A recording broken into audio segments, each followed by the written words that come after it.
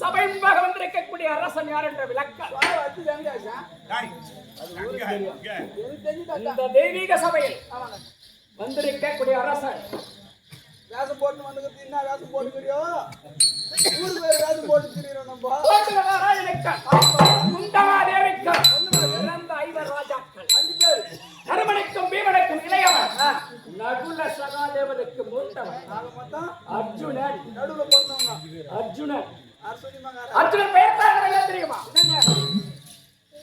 வாழ்க்கை என்பது ஒரு வட்டம் 5 பேரு வட்டம் ஒரு வட்டம் தருமன் பீமன் ஒரு சக்கரம் நகுல சகாதேவர் ஒரு சக்கரம் இந்த 2 சக்கரத்தை இணைப்பது அச்சானியா அதுதான் அர்ஜுனன் ஓ அச்சானின்றதுனால தான் அர்ஜுனன் பரவாயில்லைங்க பங்குனி மாதம் சுத்தீர நன்னாளிலே பிறந்ததா ஆமாங்க பர்க்குணன் விஜயன் கையிலே காண்டீவன் என்று சொல்லக்கூடிய வில்லை தாங்கி வருவதா காண்டீவன் பரவாயில்லைங்க பார்த்திபன் ஆனழகன் மச்ச ரேகை படித்தவன் ஏடி தனஞ்செழிய இன்னும் எத்தனையோ பேர் இருக்குது 11 நாவலர்கள் இப்படிப்பட்ட பாறைகளை படித்தவன் இன்னும் எப்படி வருகிறான் தெரியுமா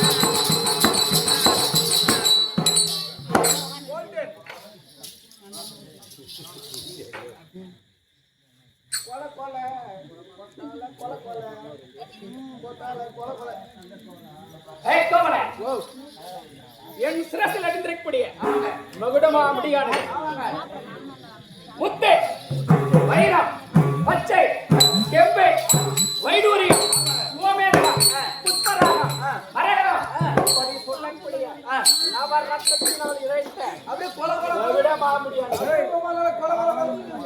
அதே ஒரே கொடவனற்று குறைக்கிறது அல்லவா கண்ணியர்கள் இருபுறம் நின்று சாமரம் வீச வேண்டும் நம்ம பம்பைக்கு போனா கூட எத்தனை பிகிர் நம்ம மாமா உசு அப்படி சாமரம் வீச வேண்டும் அந்த தேவர்கள் மாற்ற வேண்டும் ஆமாங்க அப்படிப்பட்ட வீர இன்னும் எப்படி வருகிறான் தெரியுமா எப்படி வர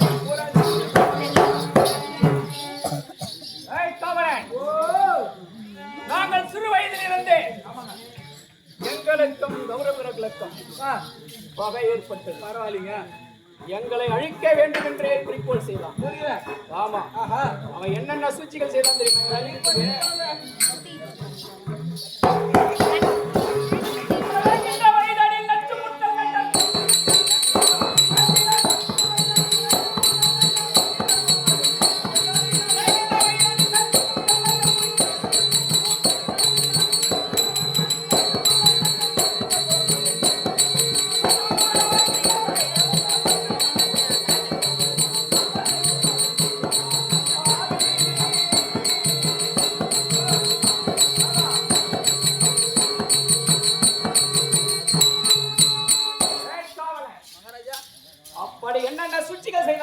பல சூழ்ச்சிகள் செய்து நடக்கும் வழியிலே விஷத்தை கூடிய நச்சு முட்களை நட்டான். விஷம் என்று சொல்லக்கூடிய நச்சு முட்களை அமைக்கும் குளத்திலே கூர்வசி நாட்டினார். ஆமாங்க.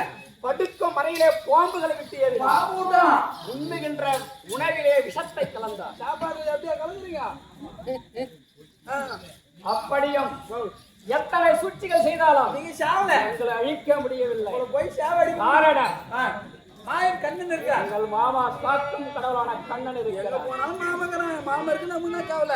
எப்படியும் இவர்களை மாள முடியவில்லையே என்பதற்காக அந்த நோயாளியான என்ன செய்தான் தெரியுமா? என்ன பண்ணா? இவர்களை அழிக்க வேண்டும் என்ற எண்ணம் கொண்டு சூழாவே அண்ணனை வரவழைத்து உன் தந்தை கானகத்தில் மறைந்தார் அல்லவா, அவர் சொர்க்கம் சேர வேண்டும் என்றார். ஈமக்காரியங்களை காசி சென்று ஈமக்கடன்களை செய்து வந்தார்.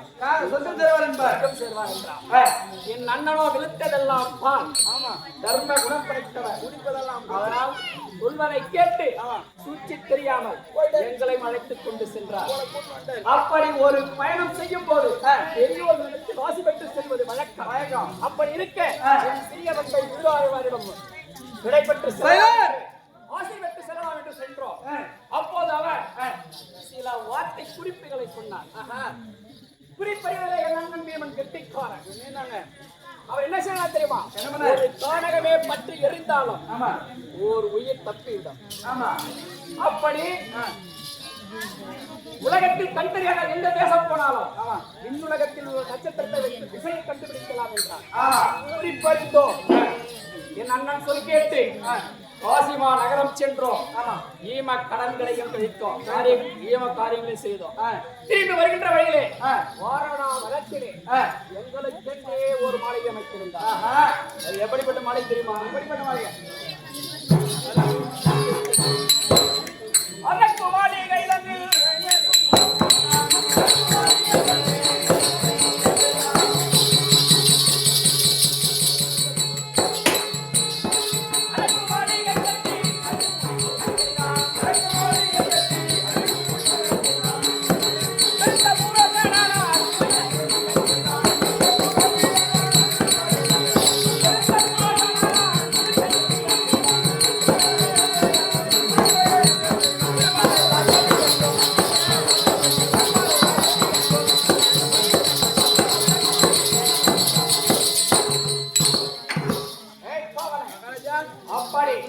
எங்கள் மாமன் திருமால் அறிவார். ஏறி அறிந்தோம்.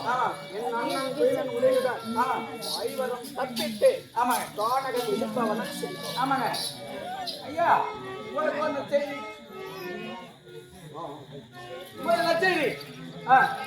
அப்படி பல சூழ்ச்சிகளும் செய்து எங்களை மாள முடியவில்லை. கானகம் சென்றோம், உயிர் தப்பினோம், நாடு வந்தோம், நாடு கேட்டோம், கர மறுத்தார். எதை கொடுத்தான் தெரியுமா? எதற்குமே பயன்படாத ஈச்சங்காட்டை கொடுத்தான். ஈச்சங்காட்டை என்ன செய்தோம்? அக்னி பகவான் அருளினால் உதவி நாடினோம். கண்ணன் திருமால் கருணையினால் அந்த காண்டவ வனத்தையே எரித்து பட்டணம் ஆக்கிறீங்க. இந்திரன் உதவியை நாடினோம், பட்டணம் ஆக்கினோம். இந்திரன் பெயராலே இந்திரபிரஸ்தம் என்று பெயர் வைத்து போனோம். அப்படி பெயர் வைத்து சீரும் சிறப்போடு வாழ்ந்து வருகிறோம். ஏதோ காரணம் என் அண்ணன் என் அழைத்ததாக செய்தி. என் அண்ணனை சென்று காண வேண்டும்.